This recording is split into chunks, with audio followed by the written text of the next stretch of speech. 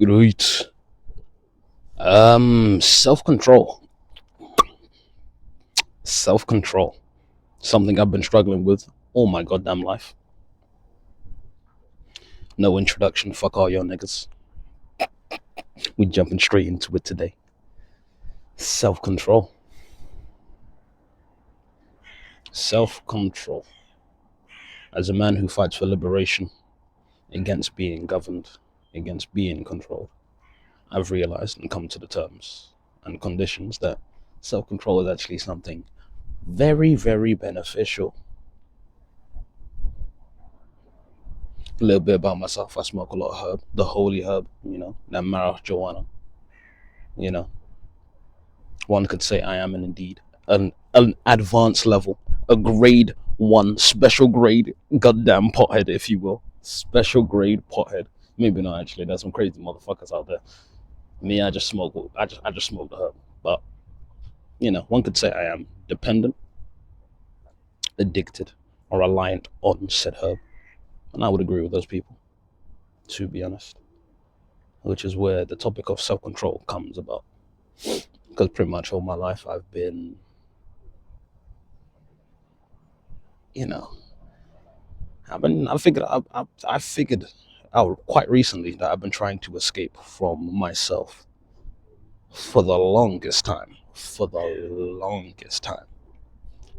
I don't know what exactly I was escaping from. Definitely fear, anxiety, shame, guilt, and expectations, to name a few, of course. But you know, it's a bit different when the realization hits you like 20 years after you realized, or 20 years, 15 years, 16 years after you've, internalized these deep traumas, built up the barriers against these fears and, made them a part of your entire being. And that being said, um, at least I've now acknowledged this, point in my life, and now I have the option, the choice, and a decision to make. Do I remain caged by the past fears, anxieties, traumas, guilts? Do I stay shackled to that mindset of fear and escape? Or do I actively make the choice to whack the mole that has appeared in front of me? You know what I mean?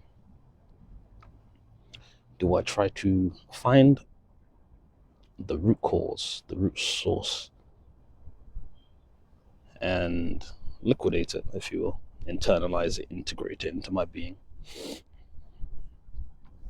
overcome them as a weakness that I've now found, and turn it into a strength, the way of an alchemist, the way of transmutation? But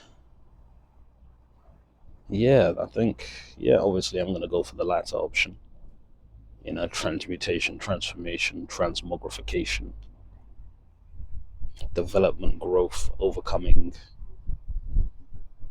fears with courageousness, overcoming adversity with strength, that type deal. But most importantly, it's to respond in a mindset and mind state of love and authenticity. Love and authenticity. That is what I've been put on this earth to do. Spread the light, bring back the sun, return to Mother Earth, and guide people towards love and authenticity. It's a simple thing to do. Probably one of the easiest things to do, in my opinion. Something that I feel like I've been specially built for. Thank God. But yeah, I say self-control is a very important factor in actually living in that loving mindset, that authentic mindset. Because if you can't control yourself and you're being controlled by other substances, other external factors, then you really cannot say you're living authentically. I just came to that conclusion now, which is an interesting one, which is, I think, a good reason, a very, very good reason to shift my identity. Because when trying to achieve things, I found it's not about the result or the outcome. That's actually the last step. There's about 4 different steps that go into it. There's the goal, the system, the habits, and the identity.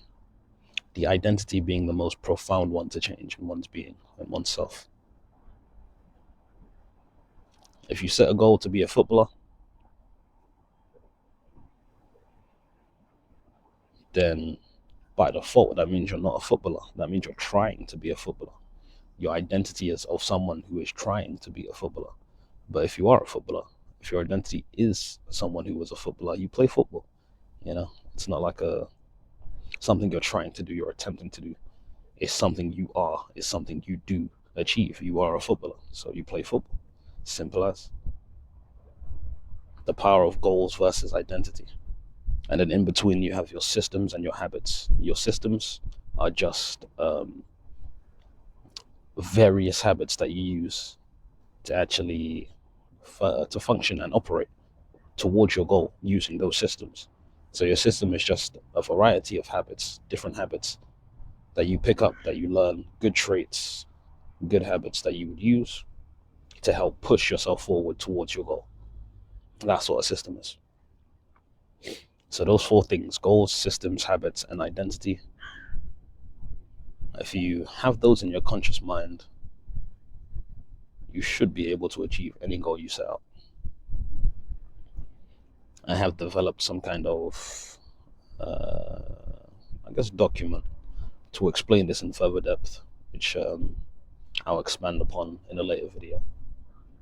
I might drop it in my Substack as well. Easy to see, easy to achieve, easy to read. But that's for another day. Point being,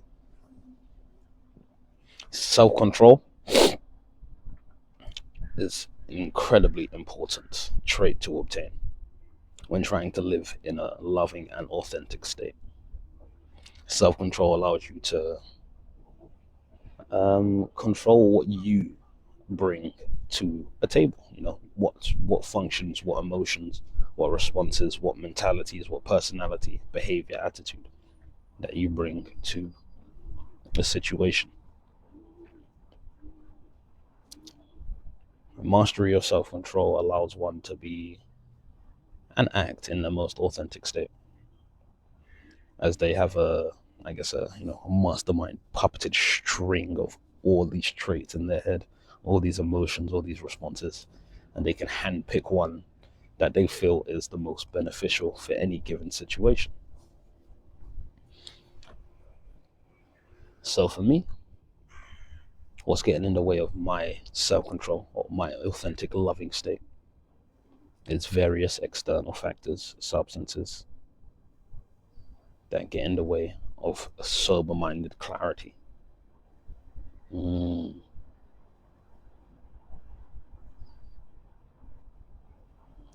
And yeah, I think we got to the crux of that one. So I will, for me personally, deal with that one off screen, of course, off camera. Work towards building that self-control, that willpower to control self, not fall into temptation. Look, be tempted, yeah, but don't act on the temptations. That is, I feel, for me, one of the main parts of controlling one's actions and self. Because no one wants to be controlled by external forces. You want to be acting in your most aligned, highest good, which is where moderation, regulation, and self-control comes into account. One must be open-minded, open-eared, open-eyed to the, pitfalls that we all have, our own forms of escape that we've convinced ourselves that it's all right to do. It's a little treat for ourselves. This is where we get into discipline.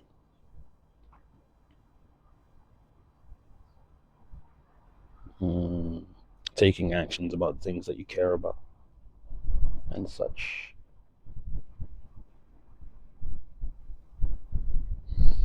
Not falling to the whims of the body, to the cries and the cravings of the mind,